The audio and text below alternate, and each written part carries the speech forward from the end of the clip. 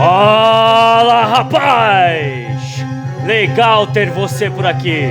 No programa de hoje, terei o prazer incomensurável de tecer comentários a respeito da autobiografia de um dos meus maiores ídolos, Geddy Lee! Geddy Lee! O homem com 4 hemisférios cerebrais, em sua mais recente empreitada, My Effin' Life, gíria canadense equivalente a My Fucking Life nos Estados Unidos. Em tradução livre para o português, algo como a porra da minha vida ou a minha vida fodida. E que fique claro desde já, para mim, ele é disparado o maior baixista de rock de todos os tempos. De rock, understood, motherfucking haters. De rock. Graças aos deuses da música, eu pude mandar alguns de seus arranjos com a minha ex-banda, a Máquina Vício. Tocamos petardos como Red Barchetta, Tom Sawyer, The Spirit of Radio, The Past, Subdivisions. Confiram dos links aqui do meu canal. Rush sempre foi e sempre será minha banda favorita. Olha aqui. O maior power trio da história do rock. Não tem pra ninguém. Aqui não haverá revelações antecipadas para não estragar a sua leitura. A jornada deste indivíduo inteligente, criativo, perfeccionista, obsessivo em crescer e absorver conhecimento é fascinante. Os fatos que vou relatar são de domínio público e já foram divulgados em entrevistas, vídeos, DVDs e pela mídia em geral ao longo dos anos. O Geddy, o Alex e o Neil Peart foram um exemplo de coragem, dignidade, disciplina, profissionalismo e principalmente integridade artística no mundo da música. Coisa difícil, rapá.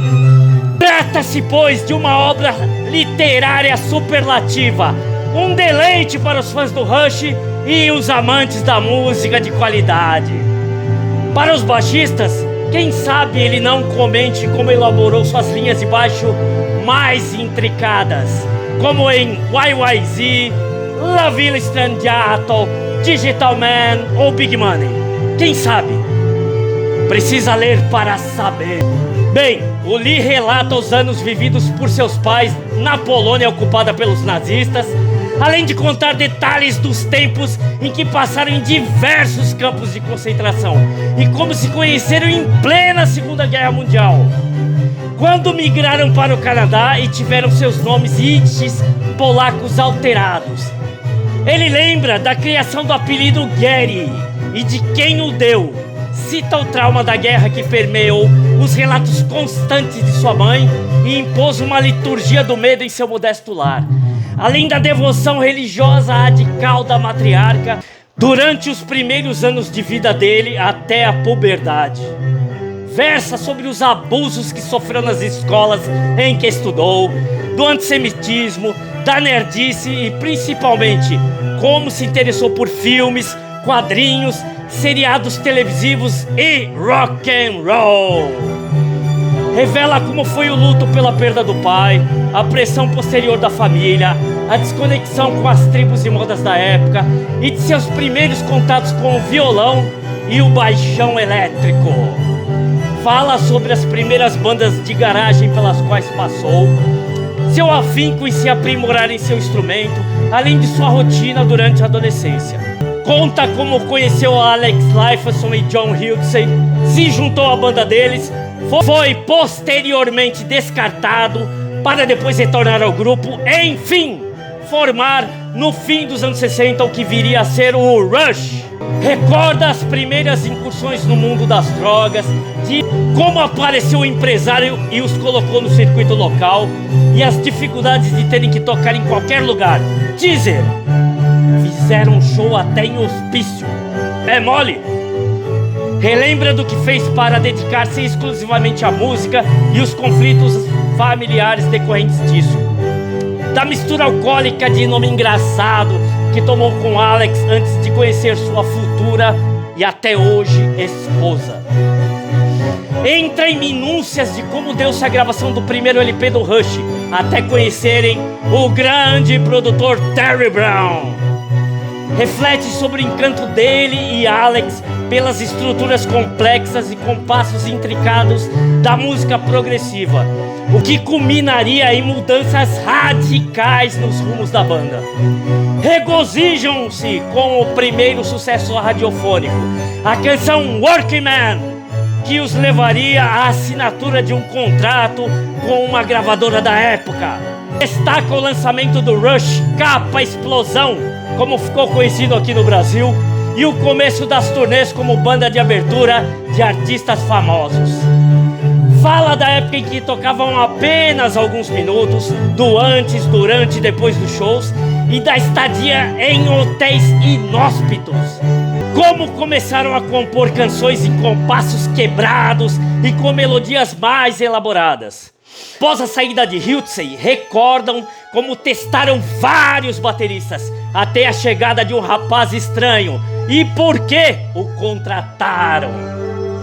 Embarcam em turnê acompanhados por camaradas de equipe com quem trabalhariam por anos. Falam das apresentações que fariam a coisa melhorar para o lado da banda. O que faziam no dia a dia para suportar a agenda excruciante de shows, despertada a atenção da mídia especializada, o que começou a ser comentado a respeito do trio.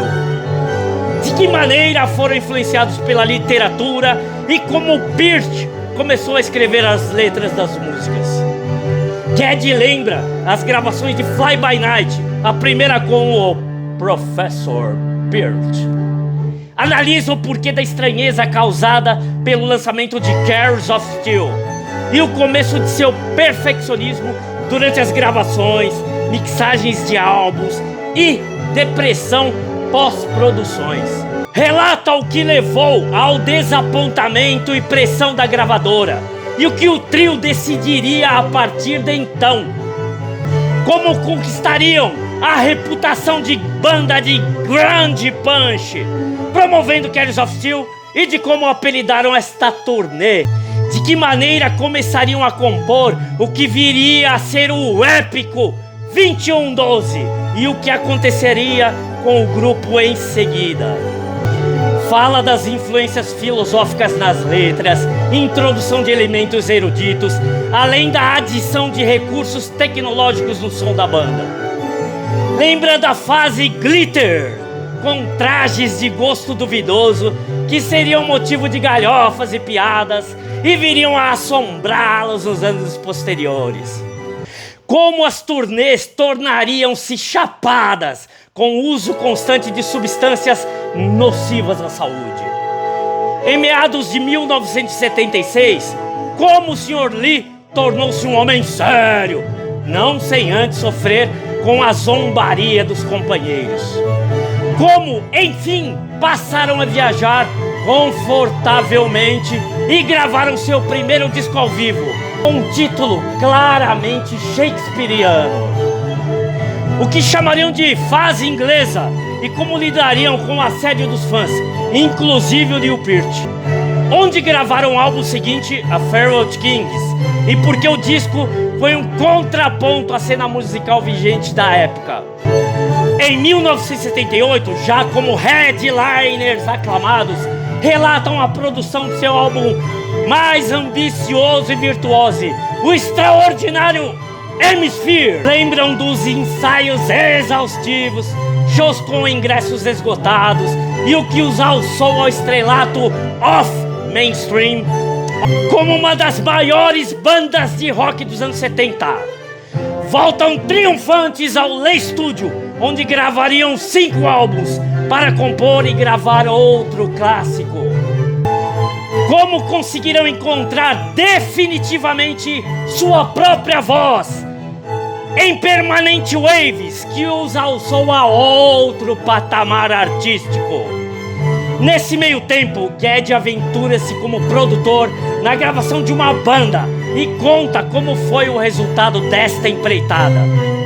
Em 1980 nasce seu primeiro filho, Julian Lee, Julian, mesmo nome do filho do John Lennon, e conta o que deu início aos seus conflitos maritais.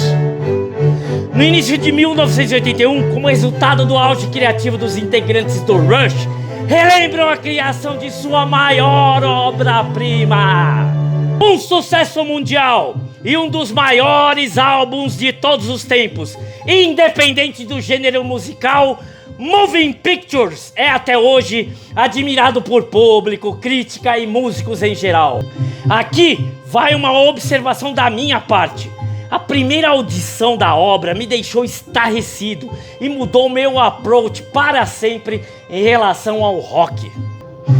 Perguntava-me como esses caras conseguiram sintetizar incursões sinfônicas, eruditas e influências fusion do jazz rock de artistas como Frank Zappa, Return to Forever, Jean-Luc Ponty, Alan Holdsworth, Whistler Report, além do The Police, no mesmo mix, e ainda apresentá-las em um caldo próprio. Seguiria-se então o lançamento de mais uma bolacha ao vivo, o assombroso e mítico Exit Stage Left, que contém performances arrebatadoras e o maior solo de bateria de rock de todos os tempos, sem registro em vídeo do estrago que o Peart perpetrou. E curiosamente, como ninguém até hoje falou sobre este assunto, as gravações em vídeo do solo de bateria foram perdidas. Em Signals de 1982, seria este o último álbum produzido por Terry Brown? Iniciaria-se uma verdadeira obsessão tecnológica por setups de sintetizadores, sequencers, samplers e baterias eletrônicas? E qual foi o resultado de Signals? A produção posterior, Grace Under Pressure, daria início a uma fase, digamos, mais colorida e pop. Rush pop? Haveria mullets burlescos e roupas fashion, tipo Duran Duran? O Grace surgiu em meio à onda de vídeos na MTV do Zewa e Much Music no Canadá. Os clipes do Rush seriam exibidos por esses veículos? Mais uma nota pessoal. Aqui no Brasil da época, eu me lembro quando assisti ao clipe de Distant Early Warning no programa Som Pop, que na época era apresentado pelo Kid Vinil, daquela bandinha de rock nacional, Magazine. Esse programa passava na TV Cultura. Os mais velhos devem tê-lo visto. Relatam como foi gravar um DVD ao vivo e como esta turnê acabou criando os Drum Airs, a molecada que toca no vento, sem baquetas, ou alguns levam também, imitando o Neil Peart. Isso virou moda. Em seguida, o que o Neil revelou a Geddy e Alex e o que o fez decidir acompanhar as turnês de bicicleta ou motos. O que será? Relatam sua única ida ao Japão e por que não voltariam mais àquele país. O que deve ter acontecido? O que os levou a não querer voltar mais ao Japão? Porque entre 1985 e 1987 entrariam na fase influenciada pelo tecnopop vigente. E o que levou Alex Lifeson ao desespero? Como reiniciariam-se os problemas no casório de Lee e a solução que o baixista encontrou para melhorar a relação com a mulher? Viria então o terceiro álbum ao vivo, Show of Hands, e Geddy lembra com minúcias das parafernálias utilizadas na época. Nos anos seguintes gravariam Presto e Roll the Bones, com abordagens mais inusitadas, como por exemplo um rap de branco em uma das faixas. Rush com um rap de branco. Geddy fala sobre seu relacionamento com vários membros da agora gigantesca equipe técnica, contando casos curiosos e até fatais sobre alguns deles. Nos primeiros anos da década de 1990, gravariam o sensacional Counterparts, que graças à produção analógica do engenheiro de som Caveman Shirley, os resgataria da pasteurização presente na década passada. Contam como o produtor os trouxe de volta ao punch e ao peso do grande power trio que sempre foram. Antenado, nos anos seguintes, Geddy passa a prestar atenção em baixistas com estilos e pegadas fora da curva, como Les Claypool do Primus e Flea do Red Hot Chili Peppers. Aliás, 2 dos meus preferidos. Lee torna-se pai de novo, desta vez de uma menina, a Kyla Lee. Relata que o aproximou mais da cônjuge em viagem ao Oriente e aventuras e desventuras com a esposa. Gravam e excursionam com a turnê de Test for Echo, um álbum com canções de esmero estético, técnico e muito peso. No fim dos trabalhos, viria uma notícia bombástica que mudaria a vida de todos os integrantes do Rush. Nos capítulos seguintes do livro, conta como lidaram com a situação e apoiaram o casal Peart em seu infortúnio. Conta como, pouco tempo depois, Neil e a mulher Jack mudariam-se de Toronto para Londres. Lee relembra as visitas a eles neste período e como, infelizmente, apenas 10 meses após um trauma, Neil enfrentaria outra tragédia. Peart, desesperado, anuncia a aposentadoria aos companheiros e parte em sua jornada solitária de moto pelas estradas, cujas memórias resultariam em seu livro Ghost Rider. Aqui no Brasil, A Estrada da Cura. Grande relato. No começo do novo milênio, Alex e Geddy lançam seus únicos álbuns solos.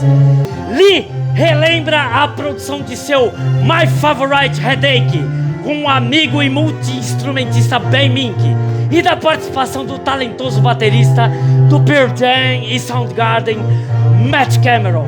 Após meia década recluso, Peart anuncia um novo casamento e diz aos companheiros que desejava voltar a tocar. Após ensaios exaustivos, partem para um novo CD e após 14 meses de produção, lançam Vapor Trails, o primeiro álbum de estúdio em mais de 5 anos. Relembram das aventuras em nova turnê mundial, inclusive com shows históricos no Brasil. Ah, eu estava lá! Nas primeiras filas do concerto do estádio do Morumbi em São Paulo.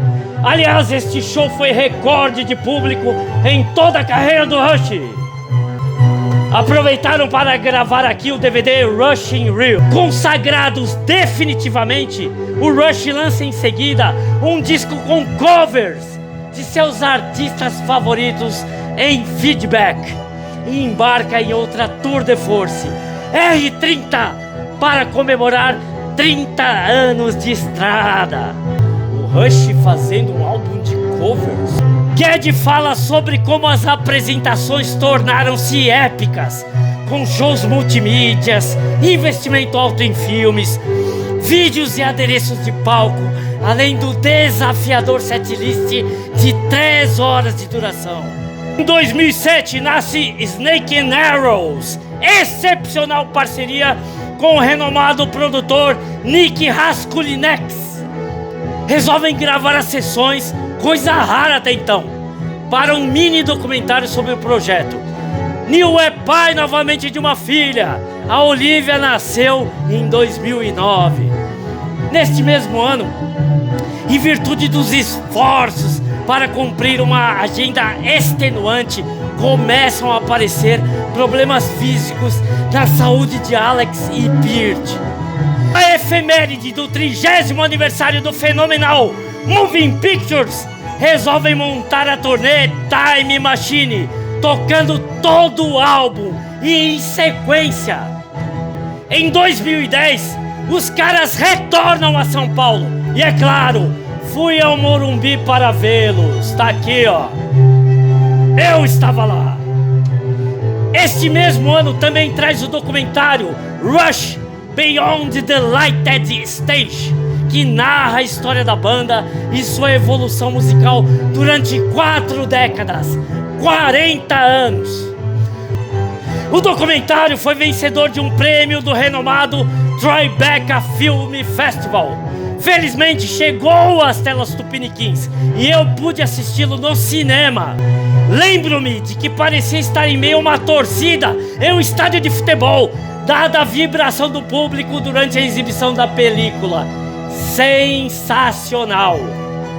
Em 2012 lançaria o 20º e último álbum de estúdio da banda, Clockwork Angels, projeto literário e musical com influência sci-fi do universo steampunk. A turnê triunfante foi acompanhada por naipe de cordas, o que abrilhantou ainda mais as performances da banda. Relatos pós-viagens deram conta de que a saúde de Alex estava precária, a ponto dele ter que ser submetido a uma cirurgia. Em dezembro, para a alegria definitiva dos fãs, o Rush é induzido ao Rock and Roll of Fame. Na premiação, após as homenagens de praxe, o Alex fez um discurso irreverente e bastante controverso. Nos anos seguintes, Peart não demonstra interesse em voltar à estrada, inclusive considerando aposentar-se. O Lee considerou esta palavra, começada com A, um terror, e não queria saber nada disso. Após deliberarem exaustivamente, decidiram realizar uma turnê de despedida pelo ano de 2015. Os shows foram excruciantes, visto Alex apresentar um quadro de artrite e Peart sofrer com infecções de fungos nos pés.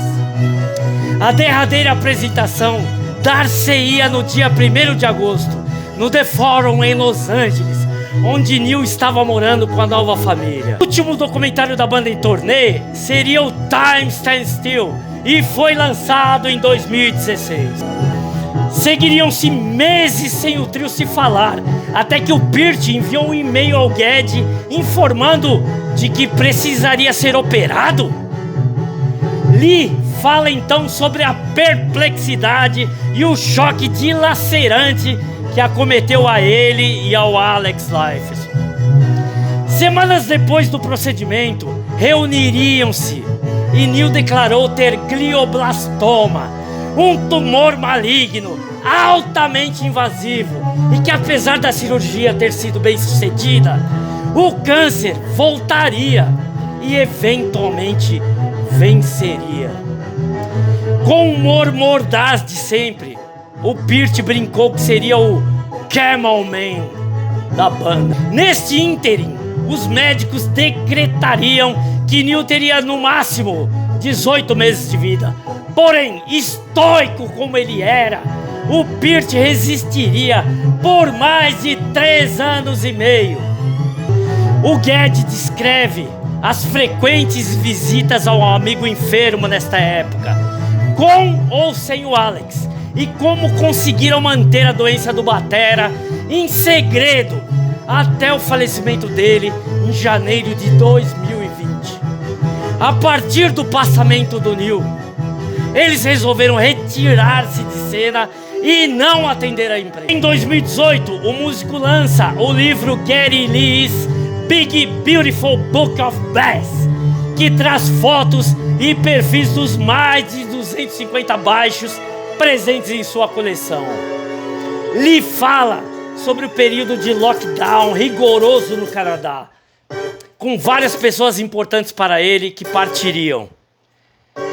Como decidiu começar as pesquisas para escrever sua autobiografia e seguir em frente, insistindo em não se aposentar.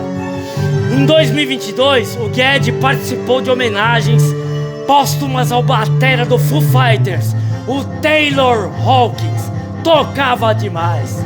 Enfim, em meados de novembro de 2023, o Geddy Lee brinda-nos com o lançamento de sua tão aguardada autobiografia.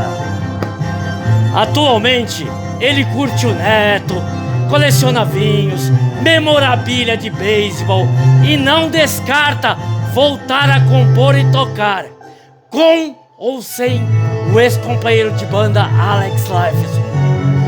A única certeza que eu tenho a respeito desse ser humano notável e músico inigualável é que aconteça o que acontecer, ele jamais perderá o espírito rock and roll. Vida longa ao Geddy Lee. Rush forever. Valeu, rapaz. Até mais.